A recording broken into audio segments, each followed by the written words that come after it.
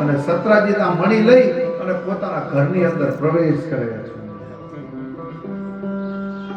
હવે એકવાર કેવું બન્યું, દ્વારિકા ઉપર સંકટ આવ્યું છે જો, અને એ વખતે માં પરાંબામાં ભગવતીએ એ દ્વારકા વાસીઓને ઉગાર્યા હતા. એની આ કથા છે કે એકવાર એ સત્રજીતનો ભાઈ હતો પ્રસેન, આ મણી ઘરે પડ્યો હતો એટલે સત્રાજીતે પ્રસેનને આપ્યો રમવા માટે. એ પ્રસેન કંઠમાં બાંધી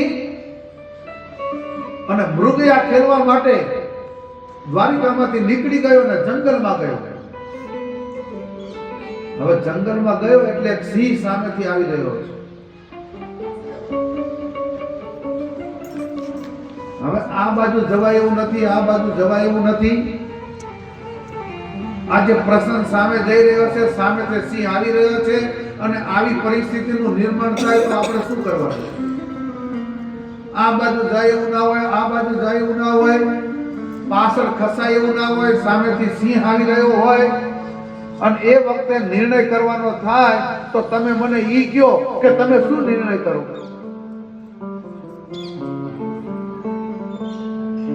ઈ વખતે નિર્ણય આપણે નહીં, પછી સિંહને કરવાનો હોય મારે આને શું કરવું. આપણે શું નિર્ણય કરીએ? અને સિંહે તેને જોયો અને એની પાસેથી એની ઉપર થાપ મારી અને મણી સિંહે લઈ લીધો. અને મણી લઈ લીધો ને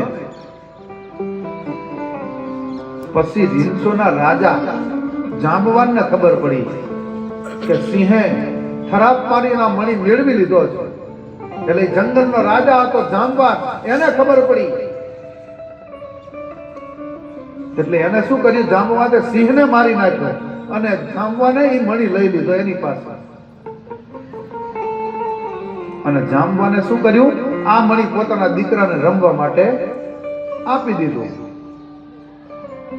હવે આ બાજુ દ્વારકા વાસીઓને ચિંતા થવા લાગી કે સત્રાજીતનો ભાઈ પ્રસેન આ મણી લઈ અને મૃગયા ખેલવા માટે ગયો છે તો હજુ પાછો આવ્યો. એટલે દ્વારકા વાસીઓની ચિંતા વધી. સત્રાજીતને પણ ઘણું દુઃખ થયું અને મનમાં વિચાર કરે કે આ મણીને ઈચ્છનારો એવો તો કયો પુરુષ હશે કે જેને મારા ભાઈને મારી નાખ્યો હશે, કારણ કે હજુ સુધી પાછો ન આવ્યો.